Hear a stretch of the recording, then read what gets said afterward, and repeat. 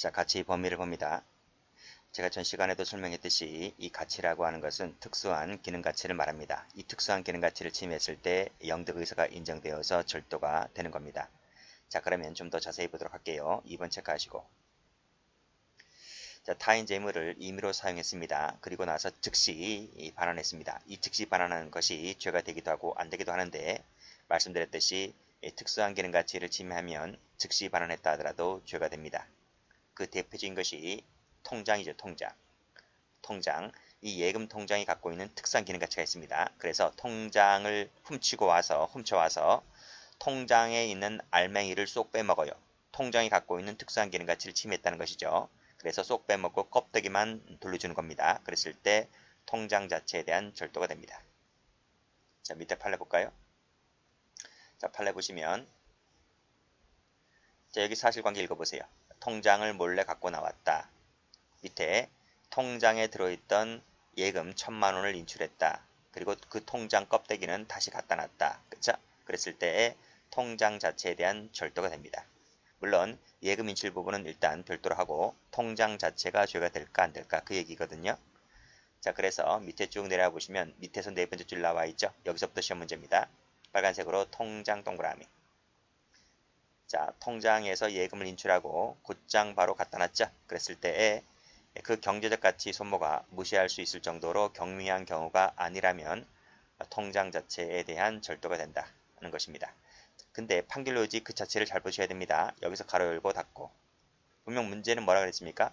경미한 것이 아니라면 절도가 된다. 그러면 경미한 경우라면요. 경미한 경우라면 자, 그때는 영득의사가 부정된다는 것이죠. 전 여기서도 의문점을 갖고 있는데 판례는 그렇게 보고 있습니다. 판례대로 하셔야 되겠죠. 영득의사가 없다. 이렇게 정리를 해두시고. 자, 올라가 볼게요. 자, 두 번째입니다. 단순한 사용가치만을 침해했을 때는 영득의사가 부정됩니다. 그 예로 드는 것이 주민증입니다. 주민증, 인장도 마찬가지고요. 각종 카드도 마찬가지입니다. 이러한 것은 약간 사용했다고 해서 어떤 기능 가치가 침해되는 것이 아닙니다. 그래서 쓰고 돌려줬다 하더라도 그 자체에 대해서는 뭐가 된다? 사용 절도가 되기 때문에 절도가 되지를 않는다는 것이죠. 자, 그래서 이 통장과 특히 여러분들이 주의를 기울이실 것은 이 통장은 죄가 되지만 이 카드는 죄가 되지 않는다는 겁니다. 카드는 그 기능이 편의성이잖아요. 편의성.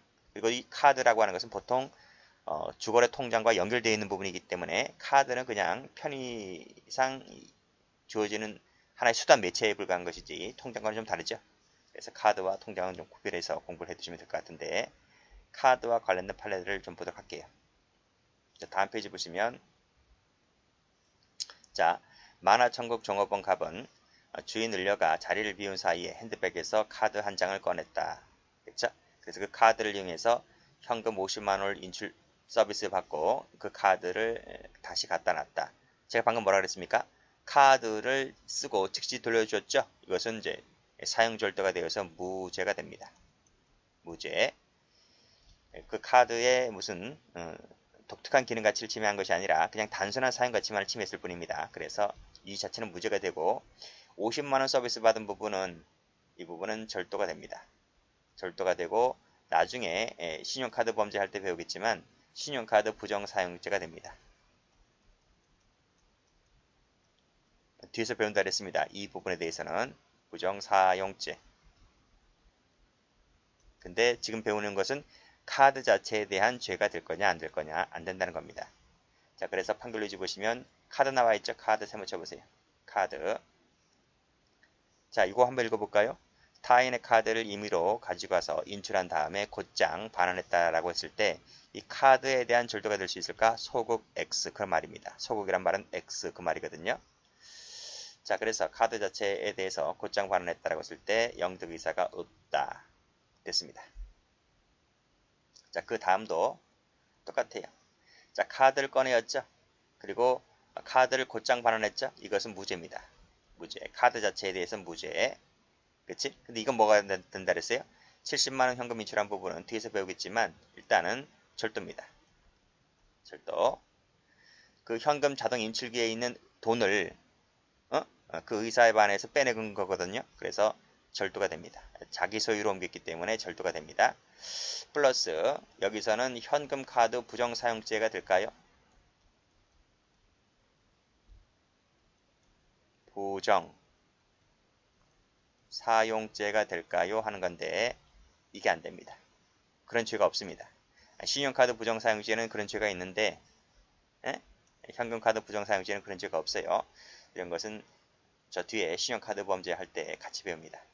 일단 필기만 해두시고요. 여기서도 카드 세모 치시고 곧장 반환했죠? 그랬을 때 절도가 되지를 않습니다. 자, 그 밑에 것도 똑같아요. 자, 직불카드 꺼내가죠? 그리고 직불카드 곧장 반환하게 되죠? 이것은 무죄가 됩니다. 여기서 1,700만 원을 이체했는데 이 이체한 부분이 과연 무슨 죄가 될 거냐라고 하는 건데 제가 이제 각주 설명해 놨거든요. 계좌 이체는 컴사가 됩니다. 컴퓨터 사용 사기죄가 되는데 판례는 이 점을 굳이 언급을 안 했어요. 그냥 무죄라고 그랬습니다. 그래서 판례대로 공부하시면 될 것 같고 이론상 따졌을 때는 이 부분이 컴사가 됩니다. 자, 여기서도 직불카드 할 때 카드 세모 치시고 곧장 반환했을 때 절도가 되지를 않는다. 이렇게 정리하시면 되겠습니다. 시험은 이 판결 요지 그대로 나올 겁니다.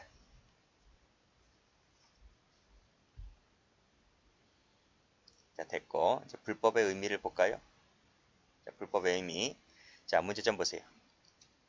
자, 정당한 반환 청구권자가 그랬습니다. 무슨 말이냐면 채권자입니다. 채권자가 의사에 반해서 자기 물건을 가져왔다고 했을 때 절도가 될 수 있을까? 이 부분은 강도도 똑같고요. 사기도 똑같고요. 공갈때도 이 논리가 똑같아요. 전부 다 절도, 강도, 사기, 공갈 해당되는 파트에서 전부 다 판례 다 있습니다. 될까요? 안 될까요? 자, 여기서 노트 펴볼게요. 자, 노트를 펴보시면 제가 사례를 한번 들어볼게요. A라는 채권자가 있고 B라는 채무자가 있어요. 그래서 A가 B라는 가게에 물건을 댔어요. 물품을 공급했습니다. 1,000만 원어치 물건 됐습니다. 물건이 돼서 물건이 이제 B의 가게에 이렇게 물건이 있는 거야. 물건이 이제 가 있습니다. 그러면 B가 결제일 날 대금을 지급을 해야 되잖아요. 근데 대금을 지급 안 합니다. 대금 지급 안 합니다. A가 화가 나죠. 화가 단단히 날 것 아니겠습니까?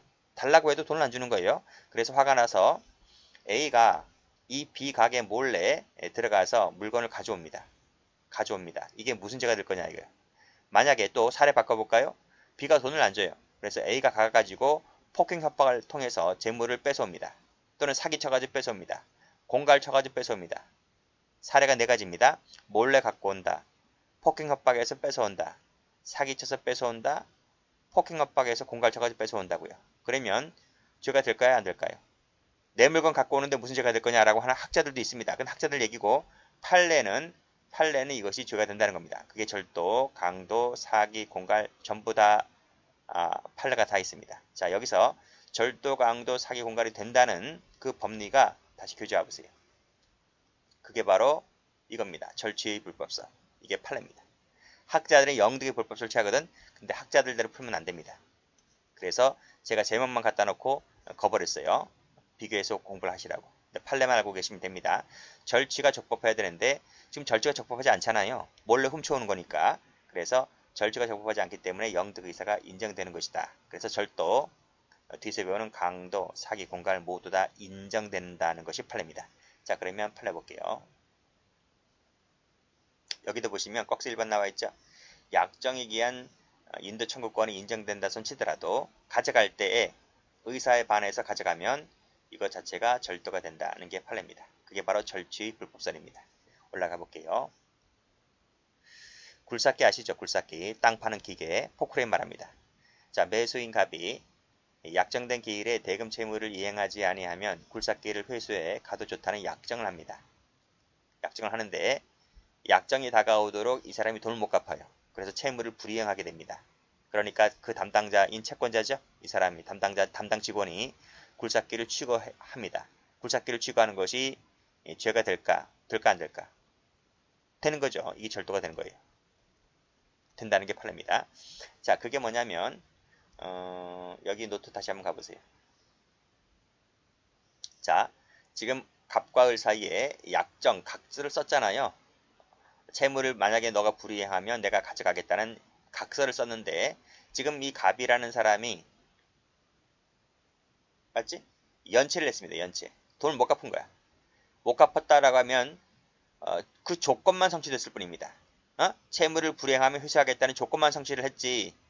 그러면 조건이 성취됐다고 해서 을이 찾아가서 강제로 끌고 올 수 있는 성질이 아닙니다. 가져갈 때 조건만 성취되었기 때문에 가져갈 때에는 승낙받고 가져가야 되는 거예요. 근데 승낙받지 않고 임의로 추가했기 때문에 영득의사가 인정되어서 절도가 된다는 것이 판례입니다. 이렇게 정리해 두시면 되겠어요. 자, 다시 한번 가보시면 여기 그 사실관계가 2번이죠. 약정을 했다 하더라도 그리고 또 채무자가 채무를 불이행했다고 하면 채무를 불이행한 것이 조건이 성취된 거죠. 조건 성취가 됐을 뿐이다. 자, 결국 담당자가 굴삭기를 취거를 했는데 이 취거라고 하는 것이 동의를 받지 않고 취거했다는 겁니다. 그랬을 때 절도죄가 된다는 내용이죠. 그런 내용이 판결문에 나와 있어요. 여기 보시게 되면 가로 열고 닫고, 그치? 조건이 성취됐다 하더라도 굴삭기를 가져가도 좋다라는 의사가 포함되었다고는 보지 않는 거지. 그 말은 가져갈 때에도 동의받고 가져가라 이런 얘기입니다.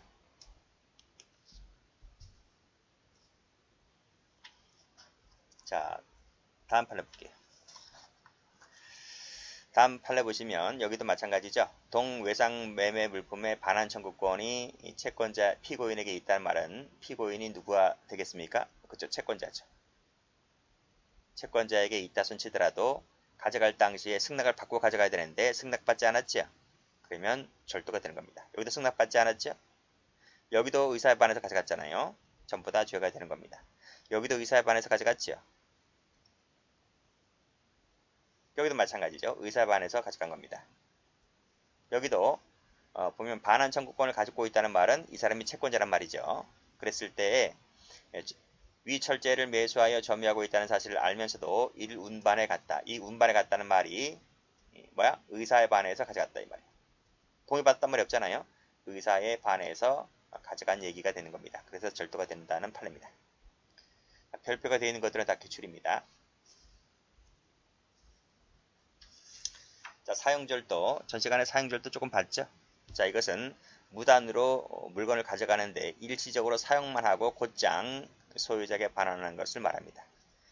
우리가 흔히 사용하는 부분, 복사한 후에 절도 돌려주기 위해서 책을 잠시 절취한 경우, 도장을 몰래 꺼내어 사용한 다음에 곧장 반환하는 경우, 그쵸? 자, 요건이 되려면 저번 시간에 노트에서 봤듯이 일시 사용일 것, 플러스 단순 사용일 것, 플러스 반환 의사가 존재할 것, 이 세 가지가 AND입니다. 이 세 가지 모두 구비했을 때 사용 절도가 되어서 밑에 불가벌 절도가 되지를 않게 되는 겁니다. 아시겠죠?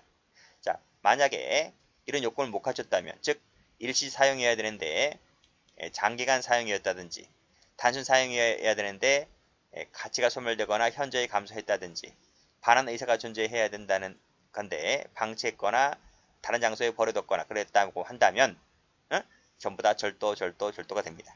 아시겠죠? 자, 여기 보세요. 여기 보기 전에 이 동그라미 2번 안 봤네. 자, 사용절도는 불가벌입니다. 불가벌인데 불가벌이 아닌 게 있어. 사용절도라 하더라도 그게 이제 자동차 등일 때에는 자동차 좀 더 자동차만 알고 있으면 되겠지만 자동차, 선박, 항공기, 원동기 장치, 자전거잖아요. 오토바이 말합니다. 그럴 때는 가격이 비싸잖아. 자동차, 선박, 항공기 말할 것도 없고 원동기, 오토바이도 비싸요. 그렇죠? 그럴 때는 가격이 높기 때문에 그때는 사용절도를 할지라도 자동차 불법 사용죄라고 해서 이것이 95년도에 신설되거든요. 95년도에 신설되는 규정인데 그때 자동차 등 불법 사용죄가 되려면 사용절도가 돼야 됩니다. 사용절도 요건을 구비해야 되는 겁니다. 이 요건, 그치?